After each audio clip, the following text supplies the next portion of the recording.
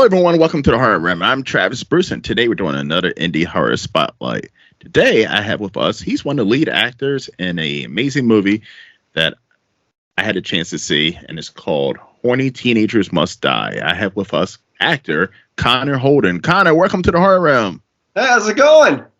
Pleasure to have you, man. Pleasure to have you on. So tell us a little bit about your role in Horny Teenagers Must Die. So I play Ryan, who I'd say is maybe like the biggest douche out of all of them, and him and his girlfriend Sarah, and along with the group of friends, are going to this cabin in the woods for a weekend. Because what could go wrong? Exactly right. And now I've had the director as well as a couple of ladies on the show.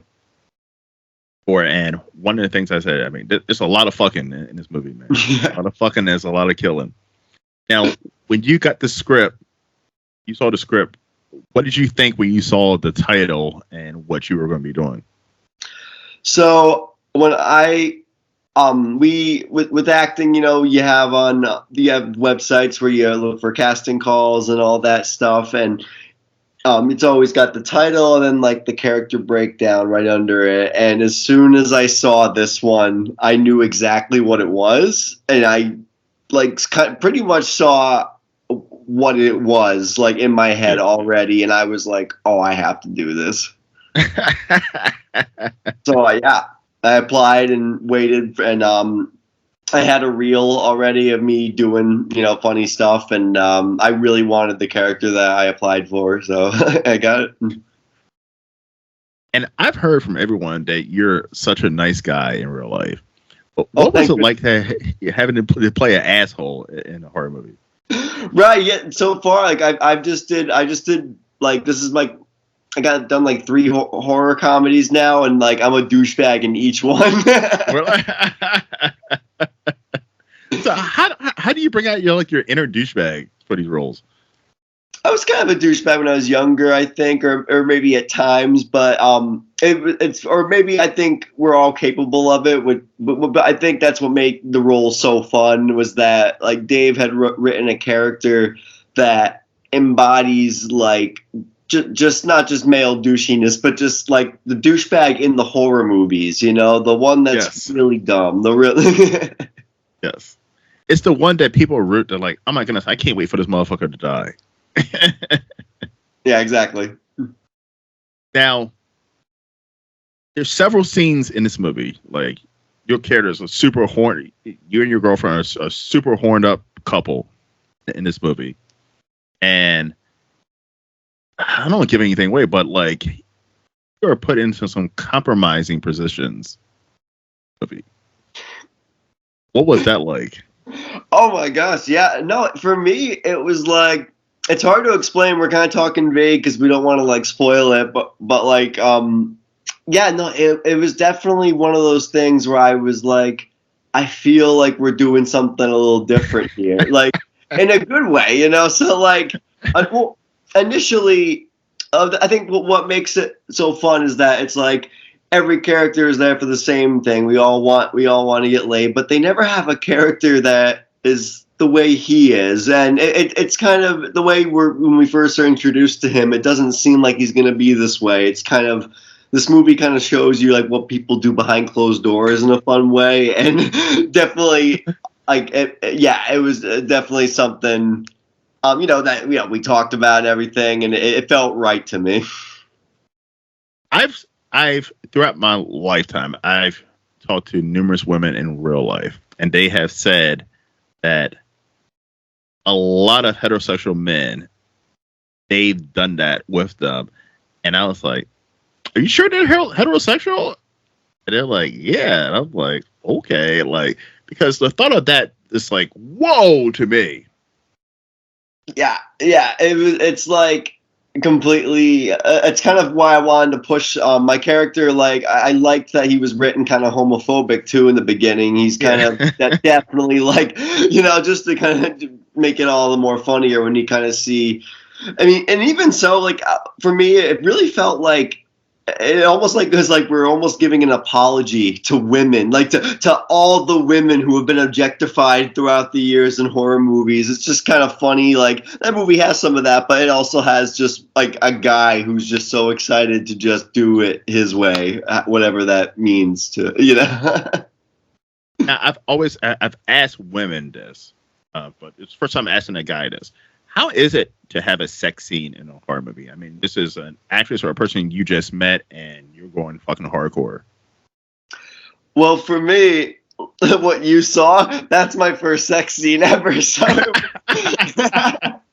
completely like, but I actually, it's scary. But not, you feel safe because everything's like a dance. It's like choreographed. Everyone knows what they're doing days in advance. Like written, you sign what you do, and we're told in the beginning you don't have to do anything you don't want to do, even if it's the moment of or after, but whatever. Like everything's discussed, so you know what you're doing. And when you're doing an intimate scene, I would imagine it's like it'd be harder. I mean, the other cast members were so great about in their scenes, like just watching it. Like, I mean, I give it to them. I feel like that would actually be a little more intimidating.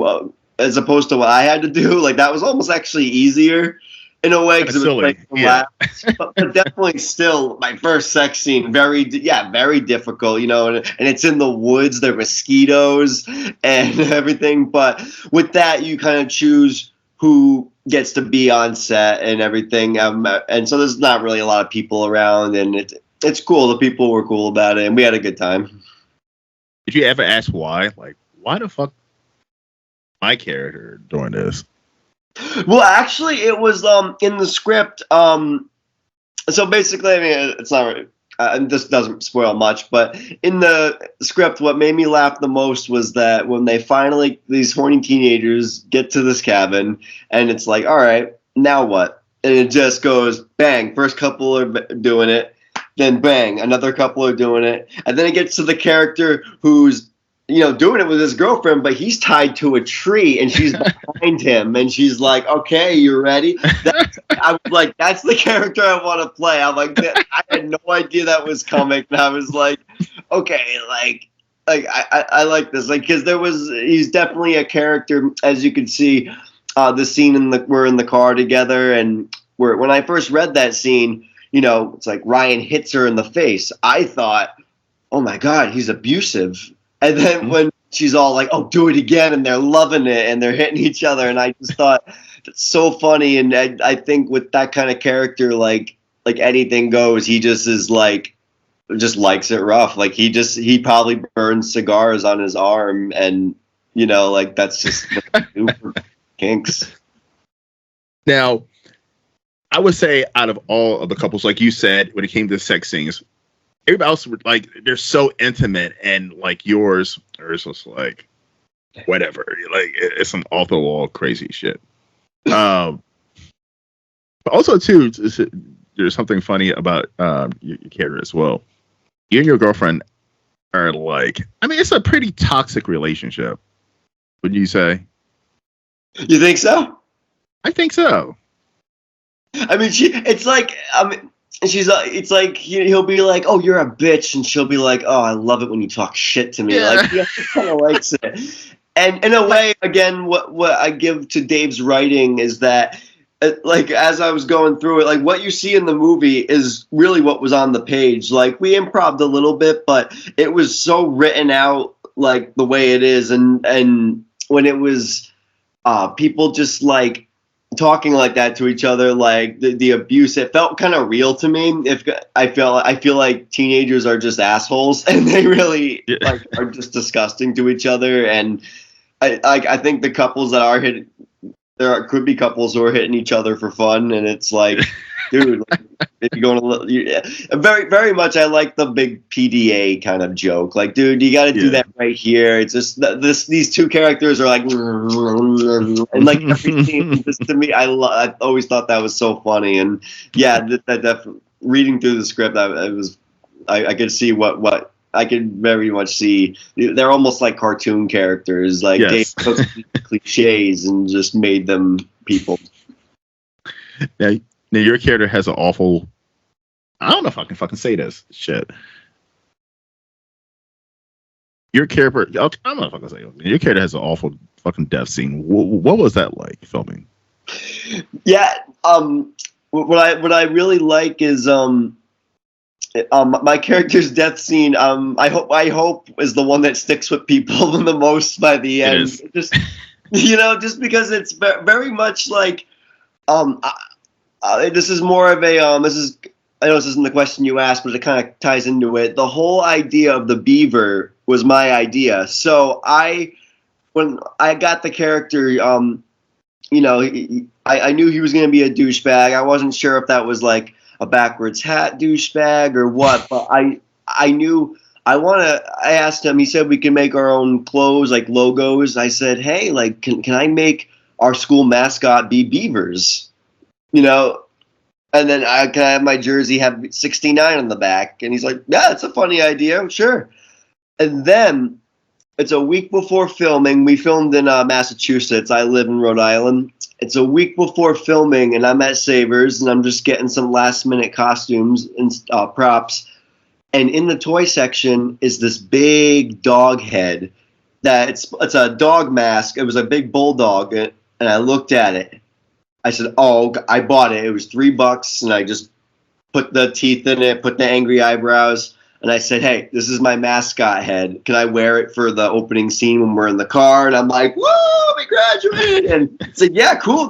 I just ended up taking it with me throughout the whole movie. And then when it came time to my death scene, at that point, we had already done the other 2 intimacy scenes, and it was very clear that Ryan likes to keep that head with him, kind of throwing it back to Halloween, how he's like, I want to do it with the mask on, that became his thing. So really what you're seeing on the shirt, it looks like it's a beaver, like, angry yelling, but it's really a beaver having an orgasm. It's yeah. Is it really? Yeah. I got yeah. Nice. Horny teacher must die. Yes. Is that a Blu-ray? Love it.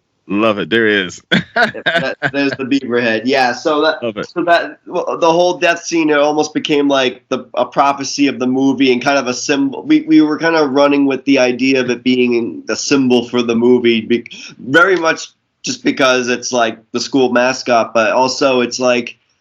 I mean, at least to me, it was very. I felt like we did something kind of different by having like it be what that is, and I believe my character, he died happy.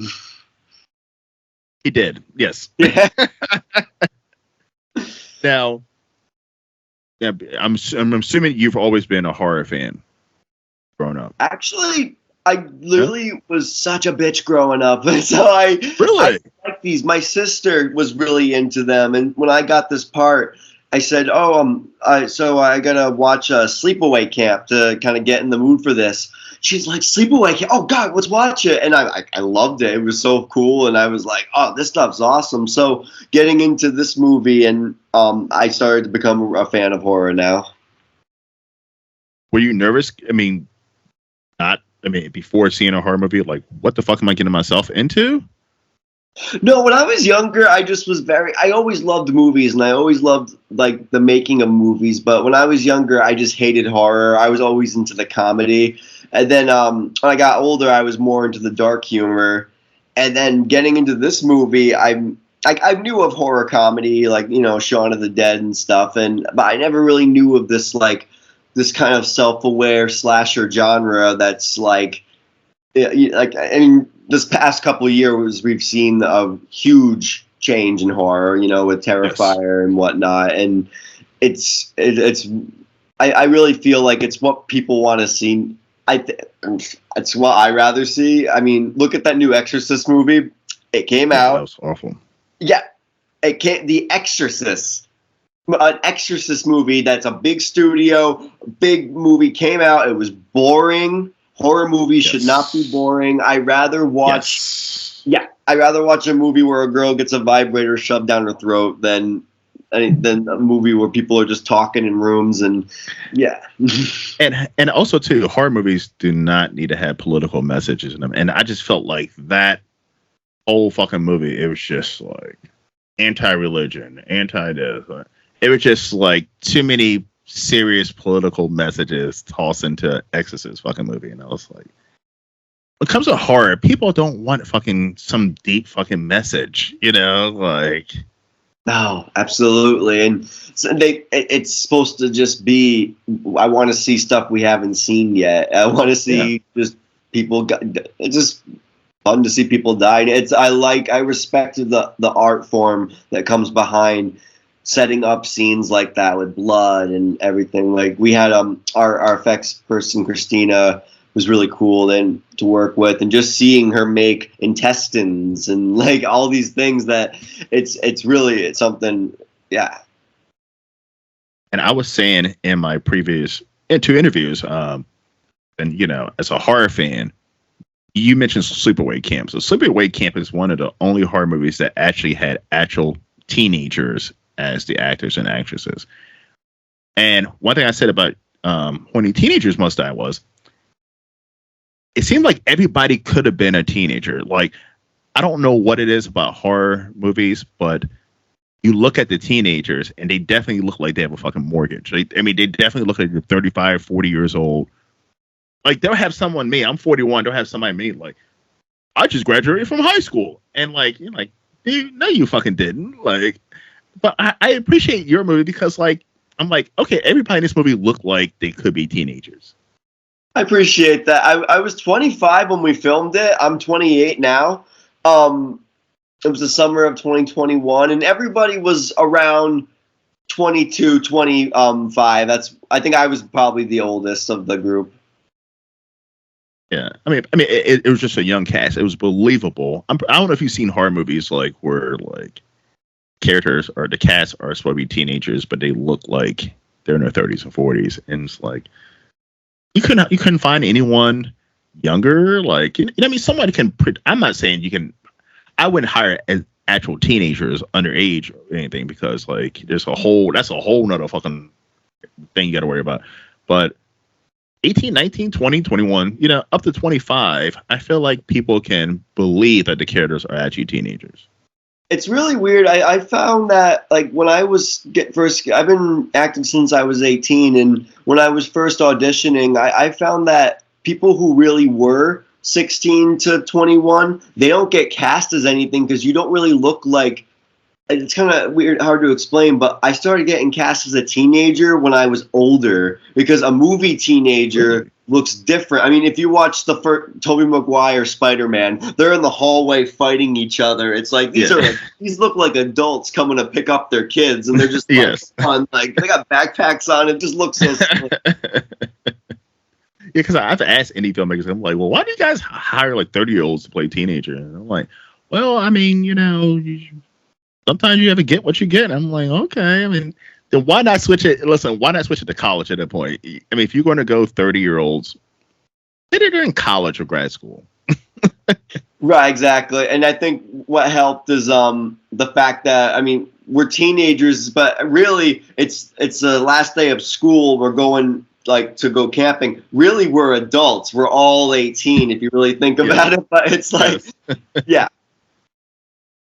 So have there been any recent horror movies that you've seen that you're like, boy, I enjoyed that? Like, well, yeah, like I was saying, getting into this, I really liked, like, when I went into the Terrifier movies, I was like, I mean, I always thought, you know, clowns are cool. Like, we've seen clowns. Like, we have all that. When I didn't know he doesn't talk, and it's like he's just silent doing all these things. And, you know, we get to the greatest scene, you know, like there's a girl upside down and he saws her in half. Like we haven't seen that. It was like completely put out there, and that came from people in the independent horror community just making something that they believed in, and it worked. And it just, we're all talking about like, why didn't it get nominated for something? Why isn't it getting attention? And it's good. I'm glad it's things like that are getting attention for not getting attention, if that makes sense. And because I really felt like now I'm excited for the third Terrifier, just because it's going to be a Christmas version, and they really, like, they're always up in it and trying to one up themselves. And I really like the direction that that's kind of going with movies in the horror movies.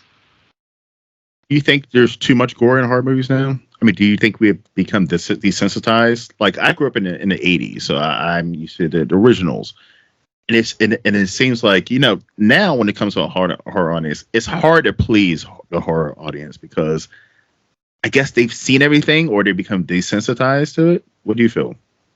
Yeah, for sure. Like, I feel like, yeah, like so much has been done, and a lot of people. I was born in '96, so like I'm watching all these '80s and '90s movies and like being like, man, like this is what I would have like been in if like I was around then. So like it's all these things have happened that we kind of, yeah, a bit of us are desensitized, but we want to. I think what's the word I'm looking for? Like, yeah, no, I think it's gonna. The movies are getting gorier, but they're definitely for that crowd. Like, I don't know of too many old ladies who go out to see Terrifier, but like some of them don't know. But definitely for sure, people are just, they want something different now. They want something new. That's gonna keep. I'm a gore hound, and Terrifier 2, even Terrifier 1 was a little too much for me. Like, I saw Terrifier 2 in the theaters because I like supporting indie filmmakers, and I wasn't a fan of Terrifier 1. I didn't like Terrifier. It was just very mean-spirited. And I like horror, but it was just so mean-spirited. And also, too, there was no character development. There was no plot. It was just a clown walking around killing people, and you didn't get to know the characters. That's what bothered me about Terrifier 1. Now, Terrifier 2, Damien Looney's guys did a great job. You got a little bit more of a story. You got some characters that you cared about and you got to know. And but like, how can you up in the fucking gore from Terrifier 2? I mean, the kills in that movie were extreme. Like, what the fuck are you gonna do for Terrifier 3? Yeah, and it's like Christmas themed, and yeah. So I just hope, but listen, this is what I hope about the Terrifier series. I think the Terrifier Art the Clown is an amazing fucking villain. I just hope they don't beat the series over the head. I hope there's not Terrifier 7. Right. And that's one thing they do with horror movies. They don't know when to end the series when it's hot. They just keep on pumping out the money as long as people are seeing it, and the quality definitely diminishes over time. Yeah, there was definitely only 2 Jason movies at one point. Yes, and now we have like fucking 13 or something crazy, and they got worse over time. And like, it's like, yeah, I mean, that's what you expect. I mean, even like the Saw movies, like they're cranking them out once a year, and like they're like back now. Like, what happened? And I was like, please don't make any more Saw movies. Like, they're literally getting worse. But the last one was amazing. It's probably the second best Saw movie. I was like, wow, I gotta take back. So I was saying for a long time, so I don't want to see any more Saw movies. Like, I think I'm done. I think we're done with Saw. We're at Saw 9. I was like, oh my god, they're making a Saw 10. Like, who's asking for a Saw 10? But Saw 10 is amazing. Yeah. Saw 10 is absolutely amazing. All right. So Connor, as you know, this is a horror channel. You're not that big of a horror fan, but I'm still going to ask you some horror questions. Sure. See where it goes. I'm going to ask you 3. All right.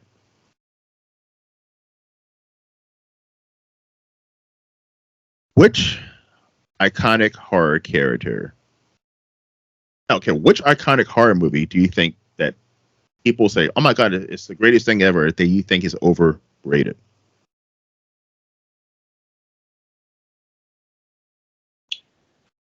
I want to say I don't get, if I'm being totally honest, like if you like Jason or Michael Myers, like, or if you like want to say one's better or the other, like I'd be the one to say I think they're both the same. Like, like really, just because like people in masks, sometimes people in masks, I just don't get. Like I like Freddy a little better because it's more personal. There's a little more talking. I mean Art the Clown, he talks more like with his face and everything, but like something about I used to think the I mean, I loved Freddy versus Jason. That was the first one I watched. That was my introduction. But yeah, maybe at first I thought the originals were a little overrated, but like there's so much. I'm glad I watched them because they got me into other ones. I partially agree. I mean, I actually, I'm partial. I totally agree with you. So, like, Freddy Krueger is my favorite character because he has personality. Michael Myers and Jason, I 100% agree. You could put anybody with that mask and costume on, any actor, and they could pull it off the same way because there's no personality there. It's just somebody with a mask walking around with a machete killing people. So I totally agree with you. Oh, yeah. I agree with you on that one. Number 2.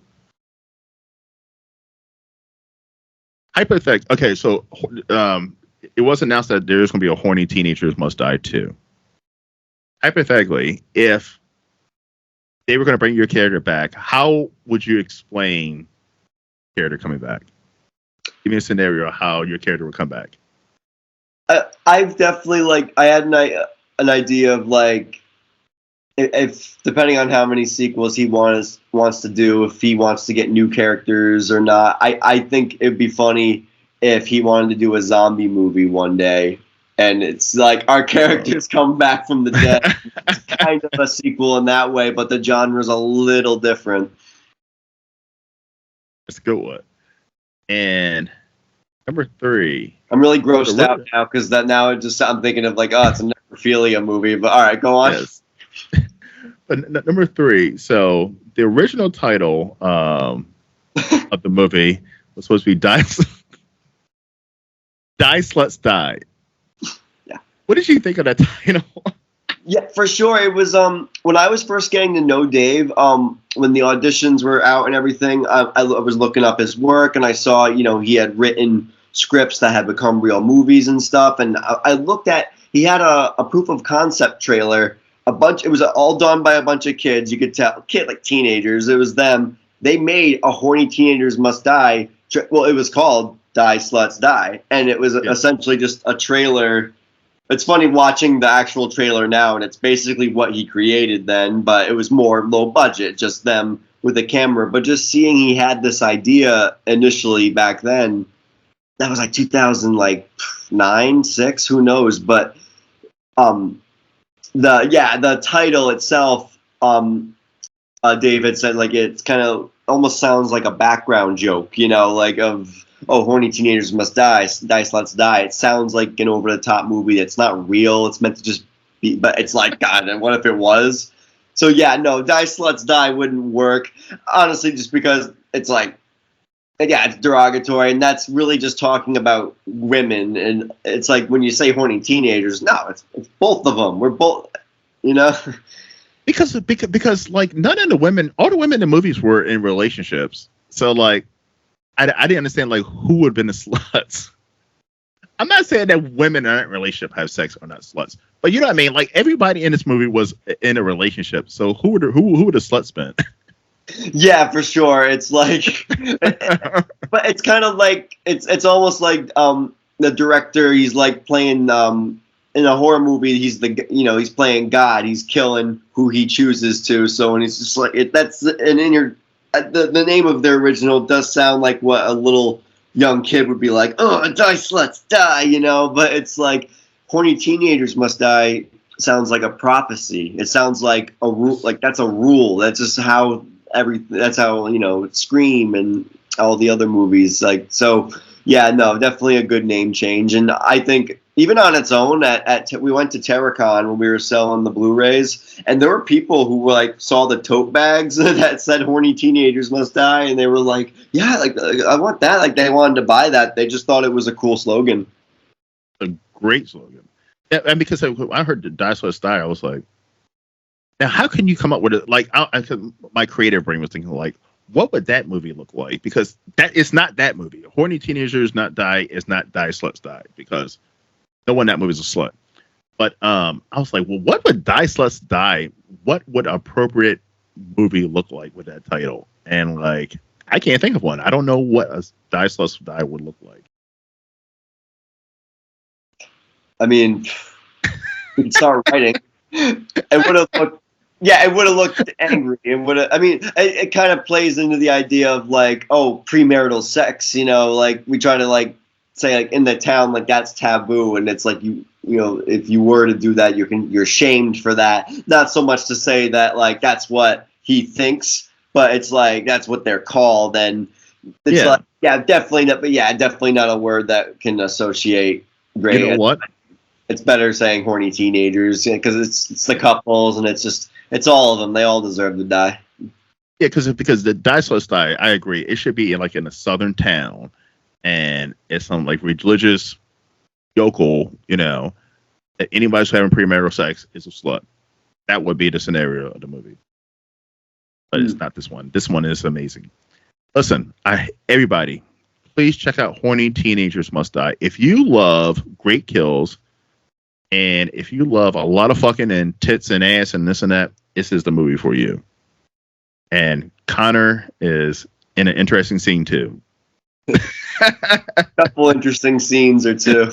Yes. Connor, it's been a blast. Where can everyone find you, my friend? I'm on Instagram. It's Connor is Holden. Uh-huh. And then yeah, Facebook Connor Holden. Sounds good. All right, guys, listen. Once again, check out Horny Teenagers Must Die. Follow my man Colin. And listen, they should hit that like and that subscribe button. Definitely appreciate it. All right, guys. Well, thank you for coming to the Horror Room. I'm Travis Bruce. I'll see you guys next time. Take care.